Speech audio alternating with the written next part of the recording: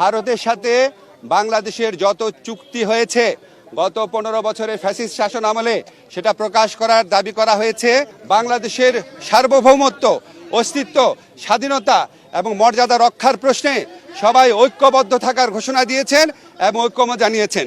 ওনারা এই সমস্ত আমাদের এই সভাতে যেই সমস্ত বিষয়ে ঐক্যমত প্রতিষ্ঠিত হয়েছে আমি একটু পড়ে শোনাচ্ছি আপনাদের।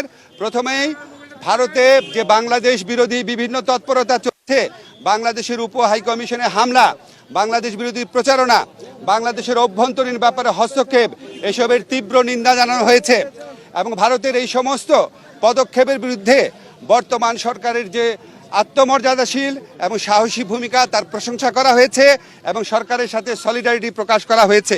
তবে একই সাথে সাথে ভারতের এই সমস্ত প্রচারণার বিরুদ্ধে সরকারকে আরও শক্তিশালীভাবে, আরও বেগবানভাবে এটাকে অ্যাড্রেস করার কথা বলা হয়েছে এবং এই জন্য প্রয়োজনীয় যে প্রবাসী যে আমাদের বন্ধুরা রয়েছেন, অন্য রাষ্ট্র রয়েছেন, বন্ধু রাষ্ট্র, তাদের সহযোগিতা, প্রবাসীদের সহযোগিতা, আন্তর্জাতিক সংবাদ সংস্থার যে সাংবাদিকরা রয়েছেন তাদেরকে এই দেশে ডেকে নিয়ে আসা, এই ধরনের নানান পরামর্শ দেওয়া হয়েছে এবং আমাদের কমিউনিকেশন স্কিল এবং ইন্টারন্যাশনাল লিগাল স্কিল বাড়ানোর পরামর্শ দেওয়া হয়েছে।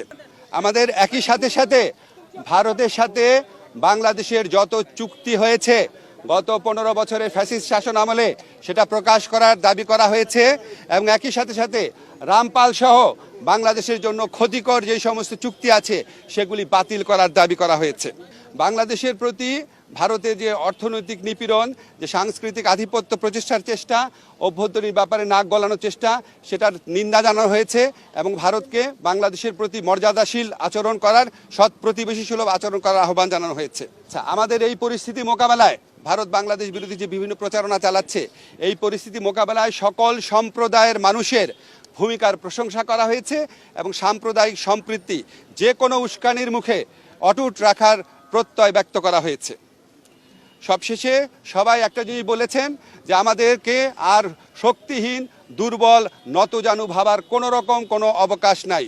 যে কোনো ধরনের অপপ্রচারণা এবং উস্কানির বিরুদ্ধে আমরা ঐক্যবদ্ধ থাকব এবং আমরা আমাদের ঐক্য অটুট রাখব, আমরা সাহসী থাকব এবং আমরা যে কোনো ভবিষ্যতেও যে কোনো ধরনের প্রচারণা আসলে, যে কোনো ধরনের উস্কানি আসলে আমরা আমাদের ঐক্যকে আরও বেগবান দেখানোর একটা প্রচেষ্টা অব্যাহত রাখব। একই সাথে সাথে আমাদেরকে বলা হয়েছে, এটা প্রস্তাব আকারে এসছে যে আমরা যে গোটা জাতি এই যে ভারতের অপপ্রচারণার বিরুদ্ধে ঐক্যবদ্ধ রয়েছি, এই জন্য আমরা সবাই মিলে একটা সমাবেশ করতে পারি কিনা, সবাই মিলে একটা পলিটিক্যাল কাউন্সিল করতে পারি কিনা, এমনকি নিরাপত্তা কাউন্সিল করতে পারি কিনা, এই ধরনের প্রস্তাব আনা হয়েছে।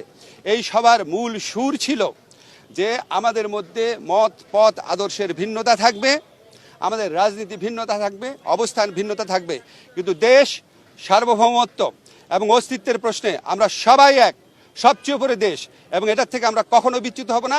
বাংলাদেশকে দুর্বল, শক্তিহীন, নতজানু ভাবার কোনো রকম অবকাশ নাই। এটা এই জাতীয় ঐক্যমতে, এটা একটা জাতীয় সমাবেশের মধ্যে দিয়ে, সকল রাজনৈতিক সমাবেশের মধ্যে দিয়ে এই বার্তা প্রকাশ করতে, এই বার্তা জানিয়ে দিতে বলা হয়েছে।